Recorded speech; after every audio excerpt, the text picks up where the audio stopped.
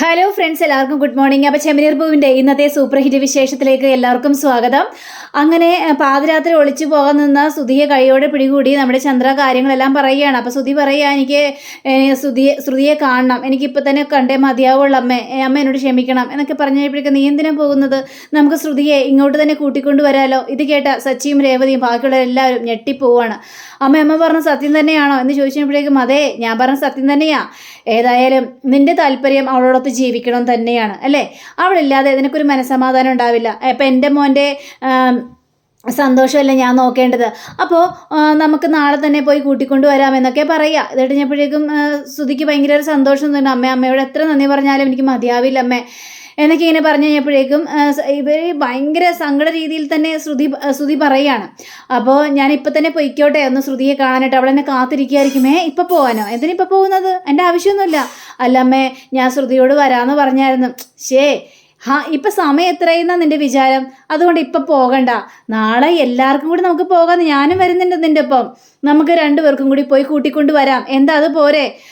അത് മതിയെന്നേ മോനെ, നീ ഇപ്പം സമാധാനത്തോട് പോയി കിടന്ന് ഉറങ്ങ് കേട്ടോ എന്നും പറഞ്ഞുകൊണ്ട് അങ്ങോട്ട് പറഞ്ഞു വിടുകയാണ്. അപ്പോൾ ചന്ദ്രയുടെ മുഖഭാവം ഭയങ്കരമായിട്ട് ഇങ്ങനെ മാറി നിൽക്കുന്ന നമ്മുടെ സച്ചി കാണുകയാണ്. അപ്പോൾ ചന്ദ്രയും അങ്ങോട്ട് കയറിപ്പോയി കഴിഞ്ഞപ്പോഴേക്കും ഈ രേവതിയും അതേപോലെ തന്നെ സച്ചിയും കൂടി രവിയുടെ അടുത്തേക്ക് വരികയാണ്. അച്ഛാ, ഏതായാലും അവന് സന്തോഷമായി, അപ്പോൾ അവളുടെ അടുത്തേക്ക് കൂട്ടിക്കൊണ്ടുവരാമെന്ന് പറഞ്ഞല്ലോ, അപ്പോൾ അതിൽ പല സന്തോഷം അവനും എല്ലാം കിട്ടാനുണ്ട്. അതെ, അവളും വരട്ടേന്നേ, അവളുടെ അവസ്ഥ നമ്മൾക്ക് അറിയാമല്ലോ, അപ്പോൾ നമ്മൾ അത് അവളെ തള്ളിക്കളയുന്നത് ശരിയല്ല എന്നും പറഞ്ഞുകൊണ്ട് ഇവരും പോവുകയാണ്. അങ്ങനെ റൂമിലെത്തിയ ശ്രുതിയെ വിളിക്കുക. അപ്പോൾ ഈ സമയം ശ്രുതിയാണെങ്കിൽ ആകെ ടെൻഷനിൽ നിൽക്കുമായിരുന്നു. ആ സമയത്താണ് ശ്രുതിയുടെ കോള് കാണുന്നത്. പെട്ടെന്ന് തന്നെ ശ്രുതി, നീ എന്താ വരാത്തത്, നീ പുറപ്പെട്ടോ എന്നൊക്കെ ചോദിച്ചപ്പോഴേക്കും ഇല്ല ശ്രുതി, ഞാൻ പുറപ്പെട്ടില്ല. അതെന്താ നീ ഇത്ര നേരമായിട്ടും പുറപ്പെടാത്തത്, പെട്ടെന്ന് വാ, എനിക്ക് നിന്നെ കാണാനായിട്ട് കൊതിയാവുന്നു, എനിക്ക് വരാൻ പറ്റൂല, ഞാൻ ഇതുവരെയും പോന്നിട്ടില്ല. എന്താ നീ ഒളിച്ചു പോന്നപ്പോൾ ആൻറ്റിയുടെ മുന്നിൽ വെങ്ങാൻ ചെന്ന് പെട്ടോ? അതെ, ഞാൻ അമ്മയുടെ മുന്നിൽ ചെന്ന് പെട്ടു എന്നും പറയാണ്. ഇതൊക്കെ നോക്കണ്ടേ ശ്രുതി, ഇതൊക്കെ നോക്കിയും കണ്ടു വേണ്ടേ വരാനായിട്ട്, ഞാൻ ഒരുപാട് ആഗ്രഹിച്ചിരുന്നു നിന്നെ ഒന്ന് കാണാലോ എന്നൊക്കെ വിചാരിച്ചുകൊണ്ട്, ഇപ്പം ഇങ്ങനെ ആയി പോയല്ലോ എന്നൊക്കെ പറഞ്ഞപ്പോഴേക്കും പേടിക്കേണ്ടെന്നേ. അതെ, അമ്മ എന്നെ കൈയോടെ പിടികൂടിയത് കൊണ്ട് രക്ഷപ്പെട്ടു, ഇനി എന്നും കാണാലോ നമുക്ക്, എനിക്ക് മനസ്സിലാവുന്നില്ല നീ എന്താ പറയുന്നത് എന്ന് ചോദിച്ചു കഴിഞ്ഞപ്പോഴേക്കും ഞാൻ പറയുന്നതോ, അതെ, നിന്നെ കൂട്ടിക്കൊണ്ടു വരാനായിട്ട് അമ്മ പറഞ്ഞു, നാളെ ഞങ്ങൾ രണ്ടുപേരും വരുന്നുണ്ട് നിന്നെ കൂട്ടിക്കൊണ്ടു വരാനായിട്ട്. ആണോ ശ്രുതി, നീ പറഞ്ഞ സത്യം തന്നെയാണോ? അതെ, ഞാൻ പറഞ്ഞ സത്യം തന്നെയാ. അതുകൊണ്ട് നീ ടെൻഷൻ അടിക്കണ്ട, നീ സന്തോഷത്തോടെ ഇരുന്നോ, ഞങ്ങൾ രണ്ടുപേരും നാളെ അങ്ങോട്ട് വന്ന് നിന്നെ കൂട്ടിക്കൊണ്ടുവരും. എന്താ, ഹാപ്പി ആയില്ലേ? ഹാപ്പിയായി ശ്രുതി, ഹാപ്പി, വളരെയേറെ സന്തോഷമായി എന്ന് പറഞ്ഞുകൊണ്ട് ഫോൺ വെക്കുകയാണ്. അപ്പോൾ മീര ചോദിക്കുകയാണ് എന്തായാലും കാര്യങ്ങൾ എന്നൊക്കെ ചോദിച്ചപ്പോഴേക്കും എൻ്റെ ആ ഒരു പ്ലാന് സക്സസ് ആയി മീര, കാരണം എൻ്റെ അമ്മായിയമ്മയും അതേപോലെ തന്നെ ശ്രുതിയും കൂടി നാളെ എന്നെ കൂട്ടിക്കൊണ്ടു പോകാനായിട്ട് ഇങ്ങോട്ട് വരുന്നു. ഇപ്പം എങ്ങനെയുണ്ട്? എന്തായാലും ശ്രുതി, നിൻ്റെ പ്ലാൻ വർക്കൗട്ട് ആയി. എന്നാലും നിൻ്റെ സൂത്രം അപാരം തന്നെ. ആ വീട്ടിലുള്ളവരൊക്കെ മണ്ടന്മാരാണ്ടോ, നീ പറഞ്ഞ പോലെ തന്നെ സത്യമായിട്ട് മണ്ടന്മാരാ. നീ പറയുന്ന കാര്യങ്ങളൊക്കെ അവർ കണ്ണുപൂട്ടിയാൽ അങ്ങോട്ട് വിശ്വസിക്കുന്നത്. അതെ, ഇനി ഞാൻ ആ വീട്ടിലേക്കൊന്ന് കയറി ചെല്ലട്ടെ എൻ്റെ മീരെ. ആൻറ്റിയെ എന്നെ എന്തൊക്കെയാണ് പറഞ്ഞതും എന്തൊക്കെയാണ് കാണിച്ചു കൂട്ടിയെന്നൊക്കെ എനിക്ക് നന്നായിട്ട് തന്നെ അറിയാം. അതുകൊണ്ട് അവരോടൊക്കെ ഞാൻ ശരിക്കും പകരം വീട്ടുക തന്നെ ചെയ്യും. അവർക്കിട്ട് ഞാൻ പണി കൊടുക്കാൻ പോകുന്നതേ ഉള്ളൂ എന്ന് ഇങ്ങനെ ശ്രുതി പറയുക. അങ്ങനെ പിറ്റേ ദിവസം രാവിലെ ആയി കഴിഞ്ഞപ്പോഴേക്കും നമ്മുടെ സച്ചിയും രേവതിയൊക്കെ അടുക്കളയിൽ നിൽക്കുക. അപ്പോൾ രേവതി ആണെങ്കിൽ നല്ല ചിപ്സൊക്കെ ഉണ്ടാക്കി നല്ല അടിപൊളിയായിട്ട് നിൽക്കുകയാണ്. അപ്പോൾ നമ്മുടെ സച്ചി ആണെങ്കിൽ, അല്ല ഞാനൊരു കാര്യം പറയട്ടെ രേവതി, ഇന്നലെ പൗഡറായിട്ട് തീരെ കൂട്ടിക്കൊണ്ടു വരാനായിട്ട് നമ്മുടെ അമ്മ പറഞ്ഞു. ആ സമയത്ത് അമ്മയുടെ മുഖം ശ്രദ്ധിച്ചായിരുന്നോ? വല്ലാത്തൊരു മാറ്റമല്ലേ അതിലുണ്ടായിരുന്നത്. അമ്മയുടെ മനസ്സിലെ എന്തൊക്കെയോ ഒരു ഗൂഢാലോചനയുള്ളതുപോലെയാണ് എനിക്ക് തോന്നിയത്. എന്നിട്ട് ഒന്ന് പോ സച്ചിയേട്ടാ, അതൊക്കെ സച്ചിയേട്ടന് വെറും തോന്നിയാ, എനിക്ക് അങ്ങനെയൊന്നും തോന്നിയില്ല. നിനക്ക് തോന്നിയില്ലേ? നിനക്ക് തോന്നൂല, നീ അങ്ങനെയാണ്. ആ പൗഡറെടുത്തിയുടെ ഗർഭം കള്ളഗർഭമാണെന്ന് തന്നെയാണ് എനിക്കിപ്പോൾ തോന്നുന്നത്. സച്ചിയേട്ടൻ ചുമ്മാ അതൊന്നും പറഞ്ഞുകൊണ്ട് നിൽക്കണ്ടേ, അങ്ങനെ ഒരു സംഭവമില്ല, ശ്രുതി ഗർഭിണി തന്നെയാണ്, നമുക്ക് കണ്ടറിയാം എന്നൊക്കെ പറഞ്ഞുകൊണ്ട് ഇങ്ങനെ ചിപ്സ് ഇങ്ങനെ തിന്നുകൊണ്ടിരിക്കുന്ന സമയത്താണ് ചന്ദ്ര കയറി വരുന്നത്. അപ്പോൾ ചന്ദ്രയെ കണ്ടു കഴിഞ്ഞപ്പോഴേക്കും സച്ചി ഒരു ചിപ്സ് എടുത്തിട്ട് അമ്മയും കൂടി വേണേൽ തിന്നോ എന്ന് പറഞ്ഞുകൊണ്ട് കൊടുക്കുക. വേണ്ട മോനെ, നീ തിന്നോ. ഇത് കേട്ട സച്ചി ഞെട്ടിപ്പോണ്. രേവതി വിളിച്ചത് കേട്ടോ രേവതി, മോനേന്ന് അമ്മ തന്നെയാണോ വിളിച്ചത്? എനിക്ക് വിശ്വസിക്കാൻ പറ്റുന്നില്ല. അമ്മേ, അമ്മയ്ക്ക് ഇത് എന്ത് പറ്റി? അതേ മോനെ, ഞാൻ തന്നെയാ. നീ തിന്നോ. ദേ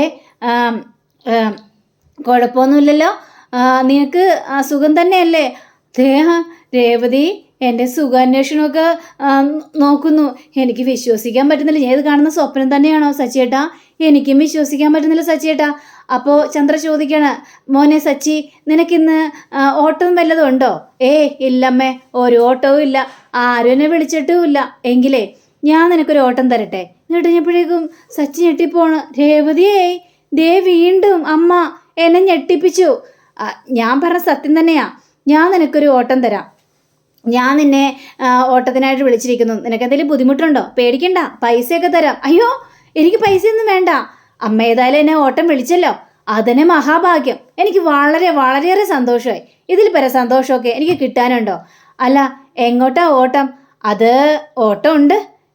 ഞാൻ പറയുന്നത് പോലെയൊക്കെ നീ ചെയ്യണം. നിന്നെക്കൊണ്ട് എനിക്കൊരു സഹായത്തിന് ആവശ്യമുണ്ട്. എൻ്റെ പൊന്നോ, ഇനി എനിക്ക് വല്ലതും വേണോ എൻ്റെ രേവതിയേ? മേലങ്ങോട്ട് കുളിർന്ന് കയറുന്നു. ഇതിൽ പര സന്തോഷം. എന്താ അമ്മയുടെ ആഗ്രഹം എന്നൊക്കെ പറഞ്ഞു കഴിഞ്ഞപ്പോഴേക്കും ചില കാര്യങ്ങളെല്ലാം അവിടെ പറയുകയാണ്. ശ്രുതിയുടെ വീട്ടിൽ പോകണമെന്നും അത് ശ്രുതിയെ കാണാനായിട്ട് മീനയുടെ വീട്ടിൽ ചെന്നിട്ട് ശ്രുതിയെ കൂട്ടിക്കൊണ്ട് വരുന്ന സമയത്ത് അങ്ങനെ അവിടെ രഹസ്യമായിട്ടാണ് ചില കാര്യങ്ങളെല്ലാം പറയുന്നത്. ഇത് കേട്ടൊരു സച്ചിയാണെങ്കിൽ താടിക്ക് കൈ കൊടുക്കണം. എൻ്റെ പൊന്നമ്മേ, അമ്മയുടെ ബുദ്ധി അപാരം തന്നെ. ഞാൻ ഡബിൾ ഓക്കെ, അമ്മ റെഡി ആയിക്കോ, വണ്ടിയായിട്ട് ഞാൻ വന്നേക്കാം എന്നും പറയാം. ശരി മോനെ എന്നും പറഞ്ഞുകൊണ്ട് നമ്മുടെ ചന്ദ്ര അങ്ങോട്ട് കയറി പോവാണ്. കയറിപ്പോയി കഴിഞ്ഞപ്പോഴേക്കും, സച്ചിയേട്ടാ എന്തൊക്കെ സച്ചിയേട്ടാ ഈ അമ്മ പറഞ്ഞിട്ട് പോയത്? സച്ചിയേട്ടൻ അപ്പോഴേ പറഞ്ഞു, അമ്മ എന്തൊക്കെയോ മനസ്സിൽ കരുതിക്കൂട്ടിയിട്ടാണ് സുധിയോട് അങ്ങനെയൊക്കെ പറഞ്ഞതെന്ന്. ഇപ്പോഴല്ലേ കാര്യങ്ങൾ മനസ്സിലായത്.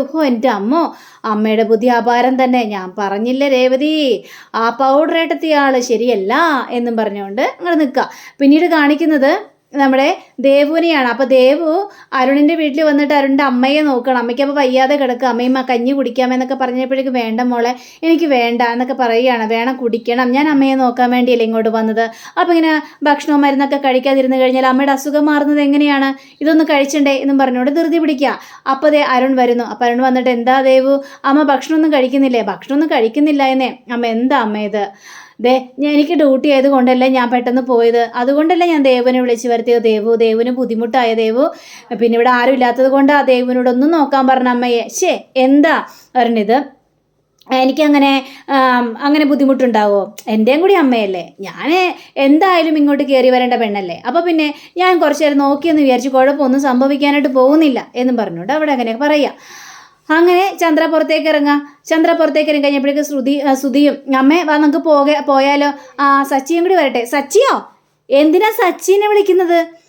സച്ചിയുടെ കാറിലാണ് നമ്മൾ പോകുന്നത്. സച്ചിയുടെ കാറിലോ?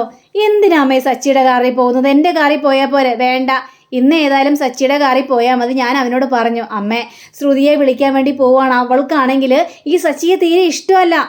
അവളുടെ ഇഷ്ടം നോക്കി എല്ലാം ചെയ്യാനായിട്ട് പറ്റുമോ ശ്രുതി? നീ ഞാൻ പറയുന്ന അങ്ങോട്ട് കേട്ടാൽ മതി. കേട്ടല്ലോ? സച്ചി വരും. സച്ചിയുടെ കാറിൽ നമ്മൾ ശ്രുതിയുടെ വീട്ടിലേക്ക് പോകും, അവളെ കൂട്ടിക്കൊണ്ട് വരും. എന്താ, എന്തെങ്കിലും ബുദ്ധിമുട്ടുണ്ടോ? എന്തെങ്കിലും ബുദ്ധിമുട്ടുണ്ടെങ്കിൽ ഒരു കാര്യം ചെയ്യും, നീ വരണ്ട, ഞാനും സച്ചിയും കൂടി പോയിക്കോളാം. അയ്യോ അമ്മ വേണ്ടമ്മേ, ഞാനും കൂടി വരാം, സച്ചിയുടെ കാറിൽ തന്നെ നമുക്ക് പോകാം. എന്തെങ്കിൽ ശരി. അപ്പോൾ സച്ചി ഓടി വരികയാണ്. എങ്കിൽ പിന്നെ അമ്മേ നമുക്ക് പോയാലോ? പോകാം. അങ്ങനെ ഒരു 3 പേരും കൂടി കാറിൽ കയറി നേരെ ശ്രുതിയുടെ വീട്ടിലേക്ക് എത്തുകയാണ്. അപ്പോൾ ശ്രുതിയൊക്കെ കാത്തു കേട്ടിരിക്കുകയായിരുന്നു. അപ്പോൾ ഇവരിങ്ങനെ കയറി ചെല്ലുന്ന കഴിഞ്ഞപ്പോഴേക്കും ശ്രുതിക്ക് ഭയങ്കര സന്തോഷം. ശ്രുതിയെ ഓടി ചെന്നിട്ട് ശ്രുതിയെ അങ്ങോട്ട് കെട്ടിപ്പിടിക്കുകയാണ്.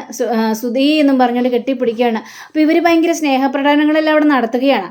അങ്ങനെ ശ്രുതി, എത്ര നാളായി നിന്നെ കണ്ടിട്ട്, നീ ഇല്ലാത്തത് കൊണ്ട് ഞാൻ ഉറങ്ങിയിട്ട് പോലില്ല. ഞാനും അതേപോലെ തന്നെയാണ്. നീ ഇല്ലാതെങ്കിൽ എനിക്ക് ജീവിക്കാനായിട്ട് പറ്റില്ല. നീ എന്നോട് ക്ഷമിക്കണം ശ്രുതി, ഞാൻ തെറ്റ് തന്നെ ചെയ്തു പോയി, നീ എന്നോട് ക്ഷമിക്കണം. അങ്ങനെ ശ്രുതി ആൻറ്റിയുടെ അടുത്തേക്കും ചെല്ലുകയാണ്, അതായത് ചന്ദ്രൻ്റെ അടുത്തേക്ക്. അപ്പോൾ ചന്ദ്രൻ്റെ അടുത്തേക്ക് ചെന്ന് പറയണം, ആൻറ്റി എന്നോട് ക്ഷമിക്കണം ആൻറ്റി, എനിക്ക് ശ്രുതിയോട് കൂടെ ജീവിക്കാനുള്ളൊരു ആഗ്രഹം കൊണ്ടാണ് ഞാൻ അങ്ങനെയൊക്കെ കള്ളത്തരം പറഞ്ഞു പോയത്. ആൻറ്റി എന്നോട് ക്ഷമിക്കണം ആൻറ്റി എന്നൊക്കെ പറയണം. സാരമില്ല മോളെ, ഏതായാലും ഞങ്ങൾ നിന്നോട് ക്ഷമിച്ചു, അതുകൊണ്ടാണല്ലോ നിന്നെ കൂട്ടിക്കൊണ്ടു പോകാൻ വേണ്ടി ഇങ്ങോട്ട് വന്നത്.